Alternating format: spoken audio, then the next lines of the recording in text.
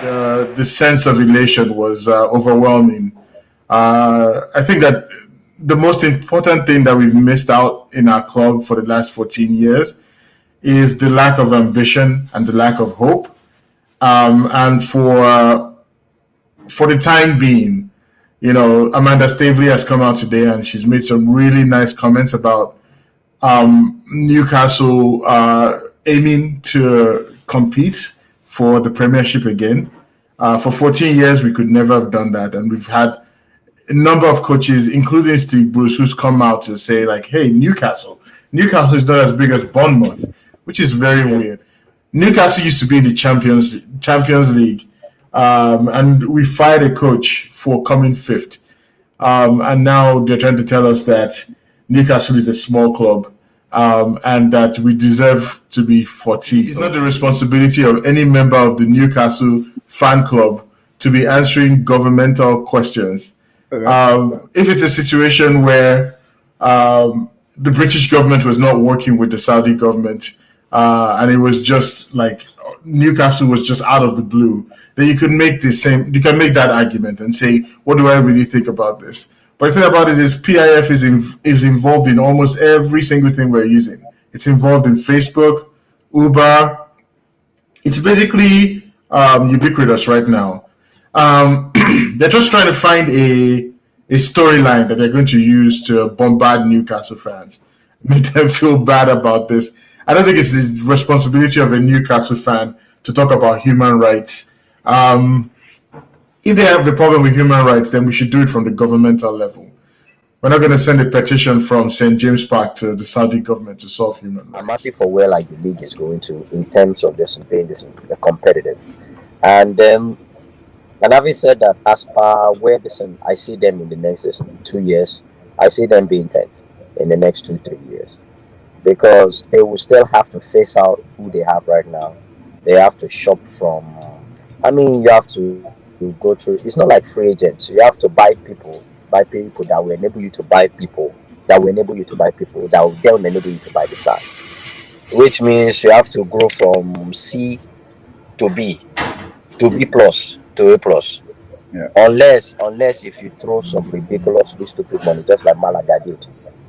Malaga did in Spanish league, and after 2 seasons they crashed. Where I'm looking at is, are they going to hire a director of football? Are they going to hire a coach? The director of football and the coach that they hire will tell me what their plans are. The kind of money that is behind this project, it's inevitable they will build that foundation. When they build it, the success will definitely come. Again, the proof is in Chelsea. You've seen Chelsea, you've seen City, you've even seen Manchester United. When you're backed by money and it's spent intentionally and wisely, I think success is inevitable. The only issue here is Newcastle is not like Newcastle is in France or in Norway. It's in the Premier League where there are other teams that are heavily backed who are grounded in success. It will take time.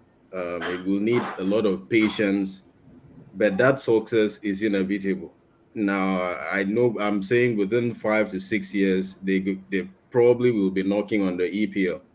But within 10 years, they're going to have a strong shot for the Champions League. I didn't have Conte on my list at all, and I don't think he deserves to be in top 10. For someone with that terrible European pedigree, he does not. Last season, he won the Serie A versus Pirlo, but he was disgraced out of the Champions League group stage. How can you be a coach and be losing in the Champions League group stages? And that's not the first time. That's not the first time. Back to back. It happened back to back. It happened back to back. Look at the caliber of team that disgraced him: Shakhtar Donetsk and Borussia Mönchengladbach.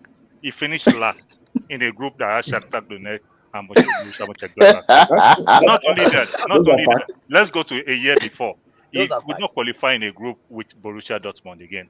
Yeah. And even when he was Juventus coach, he was sent out of the group stage by Galatasaray. Yeah. How can you be a good coach and be claiming that? A Galatasaray that had Drogba that went to retire, and Wesley Sneijder and Felipe Melo. Conte shouldn't even be in that competition. Personally, for me, I just rate club football because I feel like it's more. The fact that you spend more time with them and they have to keep them consistent. And like over like 10 months is even harder because you have to keep them consistent during that period, right?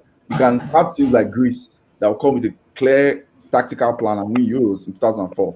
It doesn't mean Greece were declared the best team there at that point in time. And I'm not taking anything from Mancini. It's a fantastic achievement. I really do think so.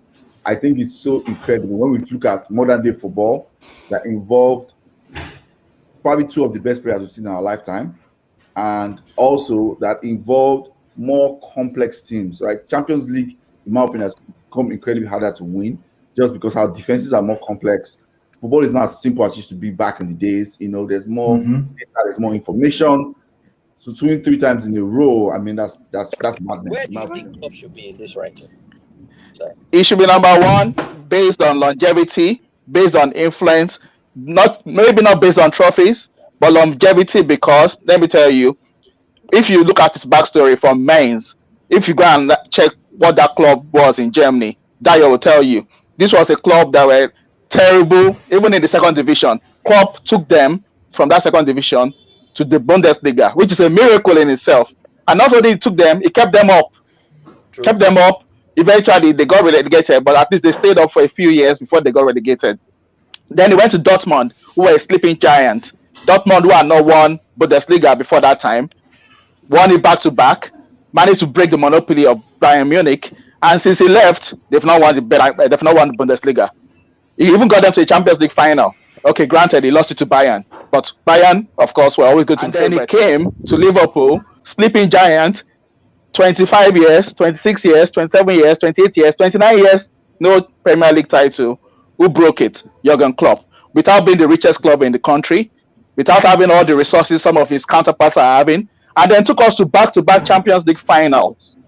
Took us to Europa League final. People will say, okay, he lost, but at least he got us relevant again.